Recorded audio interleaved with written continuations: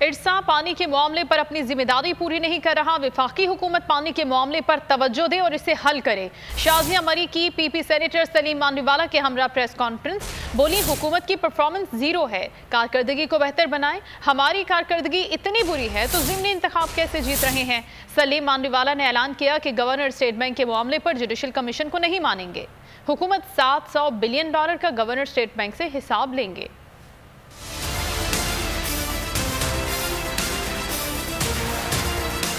पानी की तकसीम पहले उसके थ्रू की जाए। ये अगर सिलसिला शुरू नहीं होता तो शक व शुबात पैदा होते हैं। हरगिज़ सिंध ये नहीं चाहता कि किसी के हिस्से का एक कतरा पानी भी हम लें। ये हमारी ना नीयत है, ना ख्वाहिश है, ना हमारा कोई ऐसा मंसूबा है। सिंध का मुतालबा है कि पाकिस्तान के अंदर पानी की तकसीम 1991 वाटर अकॉर्ड के तहत की जाए।